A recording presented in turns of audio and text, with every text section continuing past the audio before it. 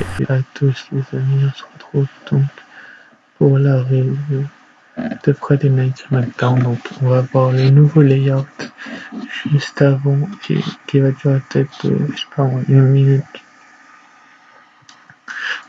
30 comme d'habitude. Et ensuite je vais pouvoir parler de mon avis sur ce fameux show sur SmackDown du 3 juillet 2020. Ça va être loin de pas être d'accord encore une fois.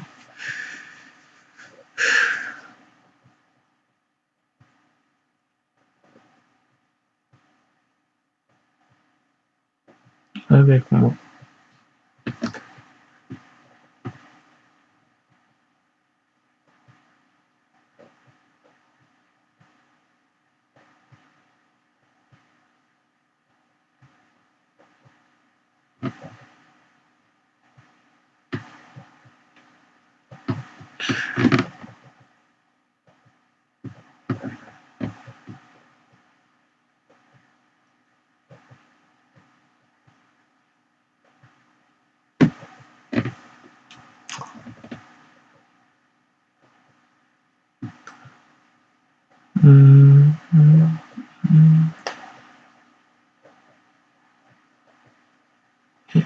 Et donc pour lancer le show, on a eu une interview de Matt Riddle qui était sur le ring, qui a été affronté par Michael Cole.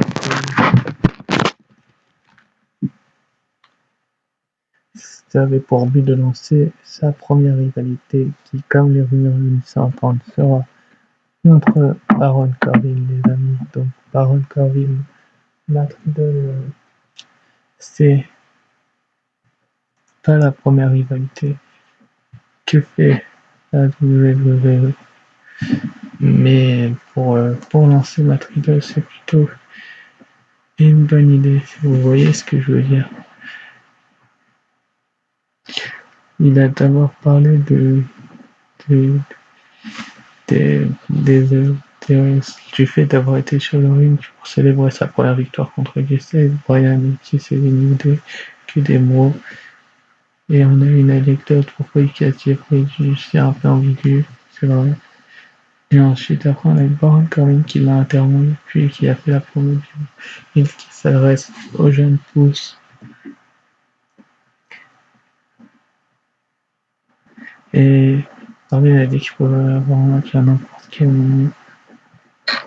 Et finalement, c'était annoncé que son adversaire de ce soir, c'était John Morrison. Ce qui nous amène au premier match de la soirée. Donc, John Morrison contre Matt Riddle. Donc déjà pour la promo de Riddle, ce que j'en ai pensé, c'est qu'elle était pas mal, qu'elle a été littéralement mise en avant, vendue pour faire du storytelling, si vous voyez ce que je veux dire, ces dernières semaines. Et donc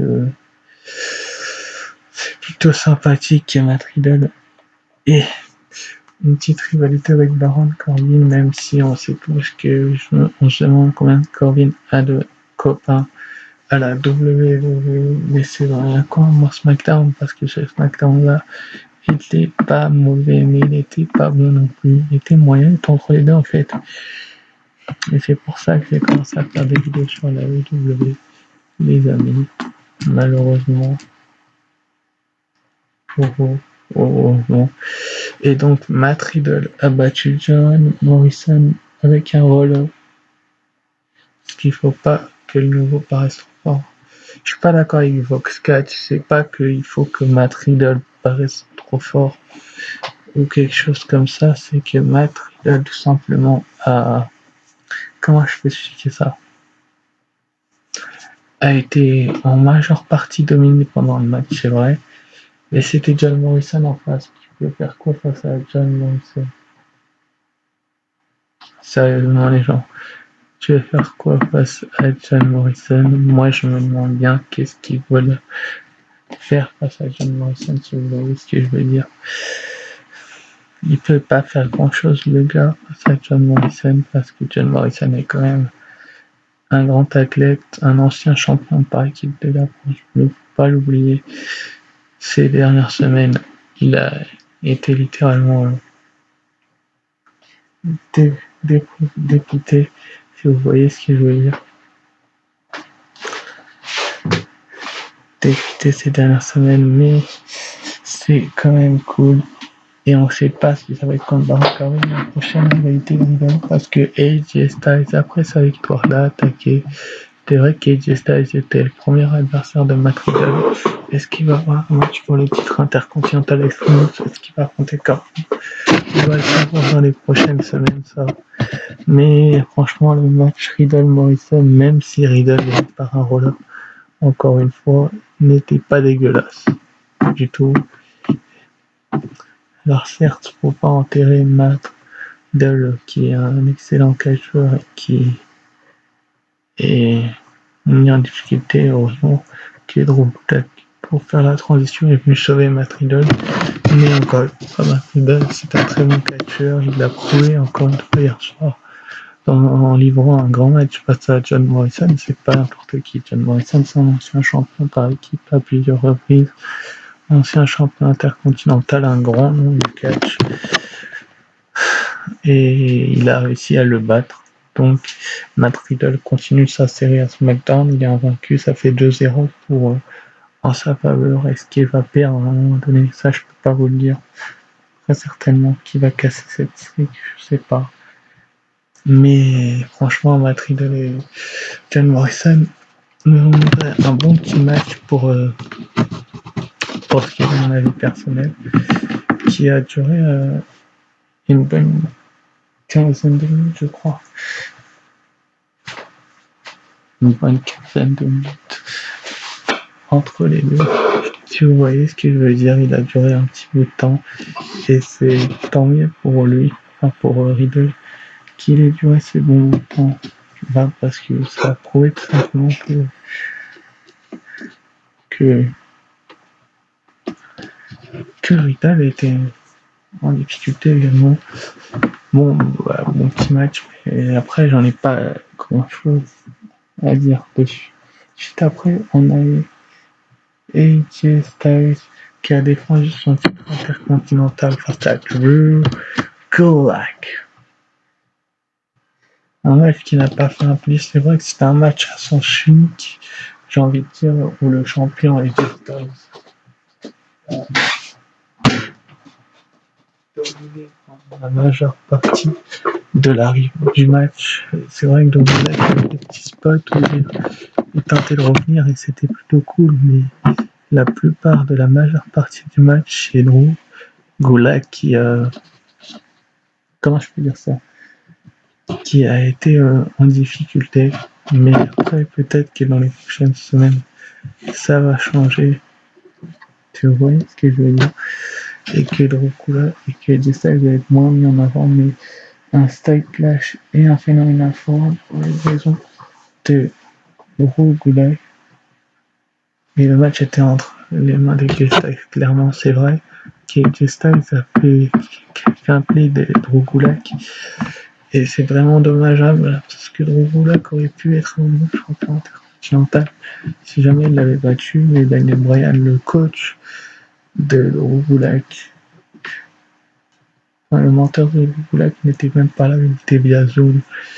Et là, c'est là où on se dit que Daniel Bryan restait confiné chez lui. On se demande pourquoi il était chez lui. Et il n'était pas à SmackDown, il n'était pas en genre de précaution.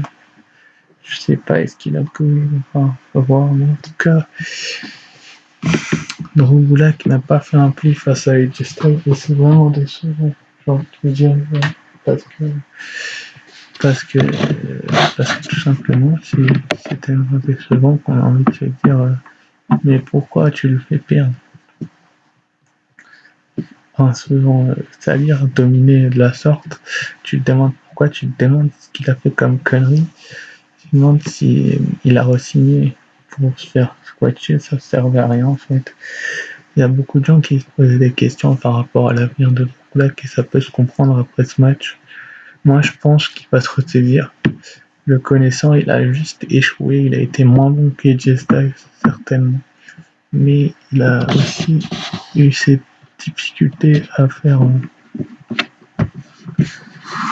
à faire comment je peux dire ça, les prises. Et c'est vrai que c'était en train de demander Jay Styles clairement, encore une fois, mais après, Jay Styles était trop confiant dans ce match au début, en tout cas. Après, Drew Gulak a essayé de reprendre la main, mais la confiance des Jay Styles peut lui jouer des tours dans les prochaines semaines face à ses prochains adversaires pour ce titre intercontinental, les amis. Si vous voyez ce que je veux dire, pour ce titre intercontinental, il y aura forcément des gens qui vont se dire qu'il est prenable après avoir été littéralement démoli, mais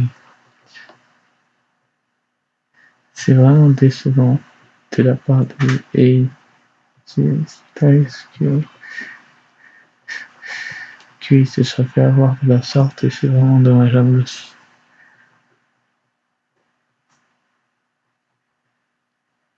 C'est dommage que c'est dommage que Gulak se soit fait avoir de la sorte.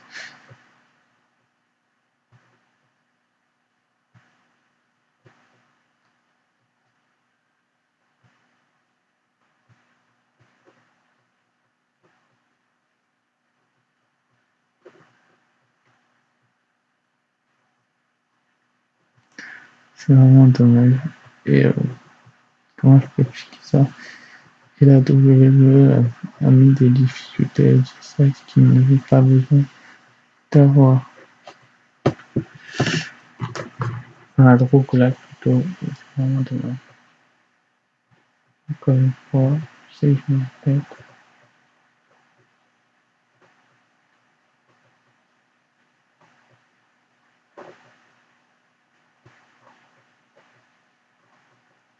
Mais littéralement, il a été dominé dans ce match Drew Gulak.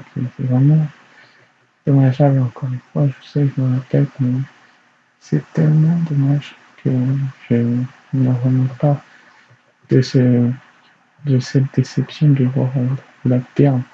Même si Drew Gulak a bien la peine de renseigner, il aurait pu lui donner le titre, mais ce n'est pas grave. Il a couru vers AJ Styles pour se bouffer un steak live, Drew Gulak, et c'est ce qui se passe à la fin. Et il a fonctionné avec le forum AJ Styles pour conserver son titre. Et c'était plutôt cool qu'il conserve son titre AJ Styles, mais c'était vraiment prévisible en fait, et c'est un petit peu le problème de ce genre de match. Ensuite, après, on a eu Sasha Banks et Bayley qui sont arrivés par ce plan de faire les 3 shows et que personne ne les respecte. C'est vrai qu'elles ont raison sur ce fait-là. À part l'Undertaker, ils ont fait un clip vidéo.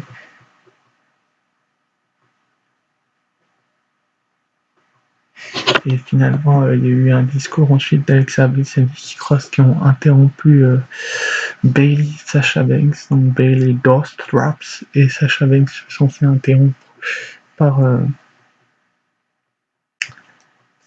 comment dire, par les officiels de la WWE. Elles se sont fait littéralement interrompre et c'était plutôt génial qu'elles soient interrompues de la sorte, mais après, est-ce qu'il y a vraiment besoin de les interrompre à ce moment-là après un coup? C'est vrai que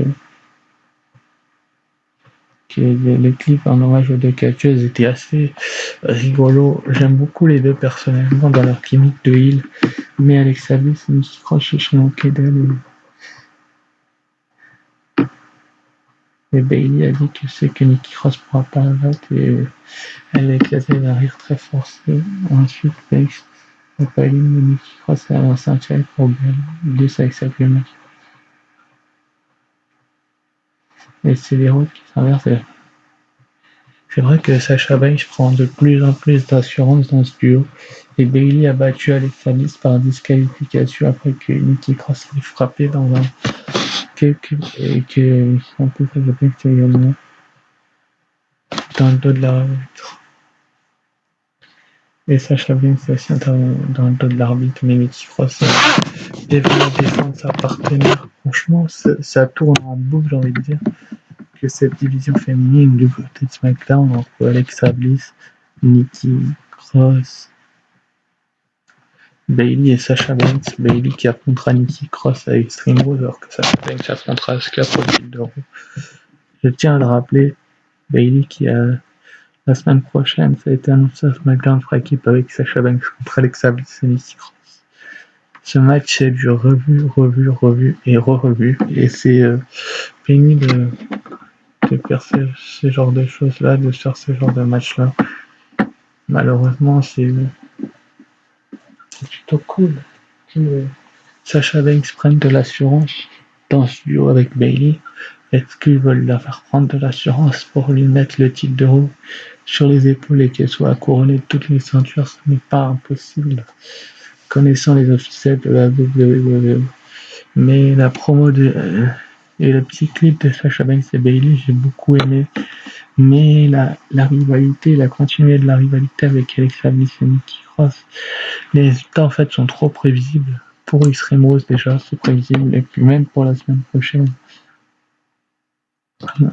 Je pense savoir qui va gagner, et puis je peux me tromper, mais je pense que Sacha Banks et Bayley vont gagner ce match parce qu'elles sont tout simplement les meilleures championnes actuellement à la WWE et qu'elles vont pas les faire perdre, surtout pas maintenant alors qu'elles sont sur une très bonne montée. Et Alexa Bliss et Nikki Cross ensuite, peut-être Alexa Bliss va trahir Nikki Cross à Extreme Rules, ce serait pas impossible.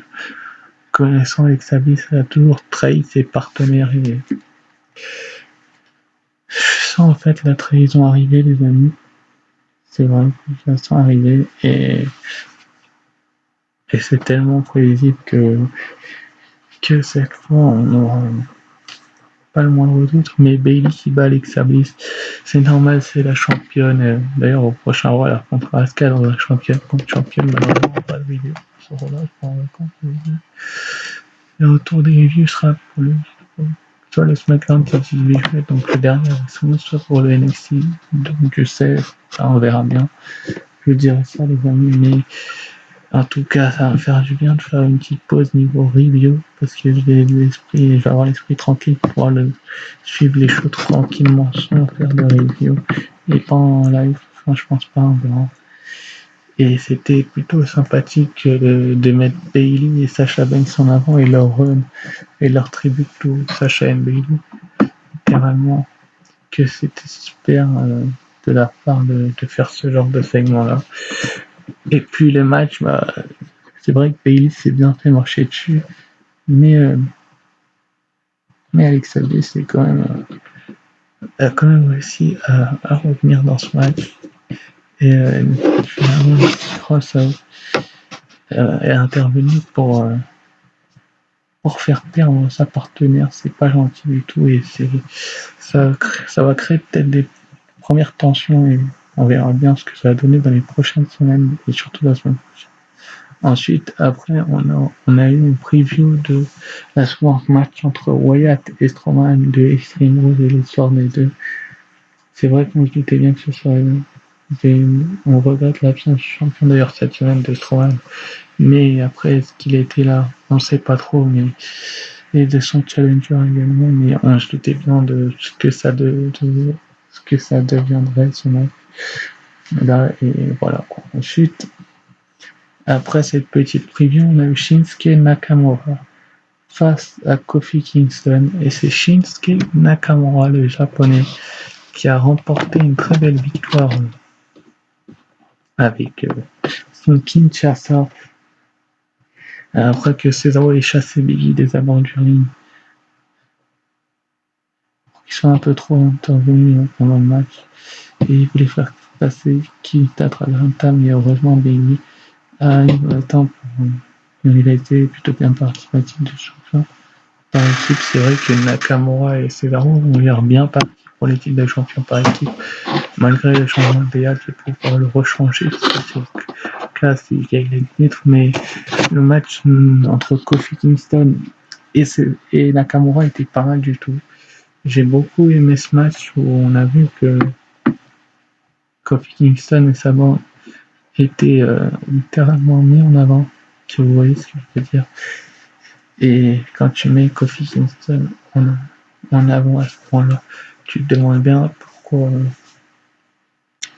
pourquoi les officiels ont autant de mal avec le New Day en ce moment. On se demande bien, Nakamura et Cesaro sont peut-être la bonne équipe pour les détrôner. Faudra voir ce que ça va donner dans les prochaines semaines. Mais je pense que ça peut être pas mal du tout.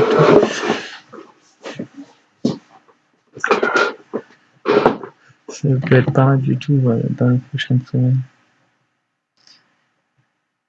Ça peut être pas mal du tout. Et du coup, si ça parvient à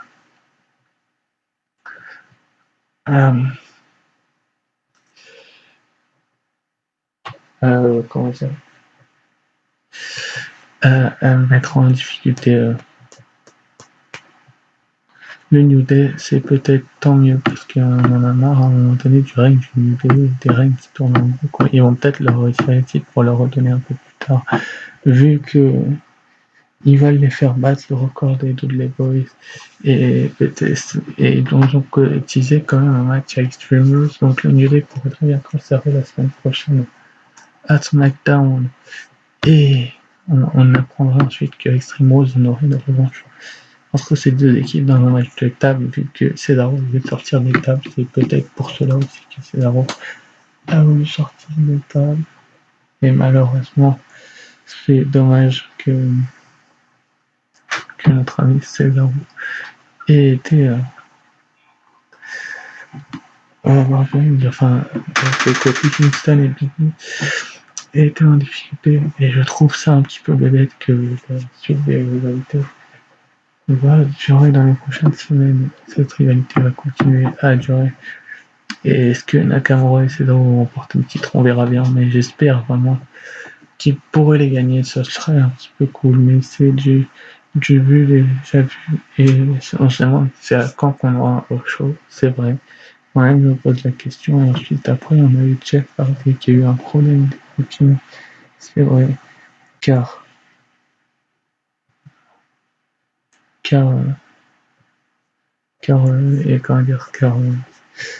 Sheamus, dans ce fameux post, le serveur se fait avoir, il s'est pris une bouteille sur la tête et ensuite un bon. Les pauvres serveurs, j'ai envie de dire. Et Jeff Hardy a clairement un problème là, on n'a pas d'eau. Par contre, c'est vrai que de s'en prendre à un serveur, je suis pas totalement d'accord avec Boxcatch sur certains points sur le show, mais s'en prendre à un serveur, c'est un petit peu exagéré. Et Jeff Hardy a montré aux gens qui a été tout simplement somptueux. Donc c'était un très bon petit show quand même. À part ça, avec un très bon match entre AJ Styles et Drew Black, je suis pas d'accord, même si j'ai plus été engueulé par le Riddle Morrison et le Bliss Bailey que cet épisode. C'est vrai que le show est passable, mais ça donne pas envie de rester jusqu'au bout. On regrette également l'absence de Strowman et Wyatt, donc le champion et son challenger. Mais c'était quand même un show passable. Et j'espère que quand je vais revenir, il y aura de meilleures storylines, de meilleurs scénarios et de meilleures vidéos. Ce que je sais, c'est que je vous dis à très vite. Ciao, bye. Et avant ça, je vais vous lire les résultats chauds qui sont en retard. Rapidement, vraiment rapidement. Des matchs, hein, bien sûr. Et on a eu donc Matt Riddle qui a gagné la roller. AJ Styles qui a gagné par un phénoménal forearm, Bailey qui a gagné par disqualification suite à une intervention de Nikki Cross et Nakamura avec un Kinshasa, et puis le segment en clôture de show, plus on a aussi appris que Wyatt et Strowman, leur match serait rediffusé la semaine prochaine, leur premier affrontement de Money in the Bank. Donc à très vite, ciao bye.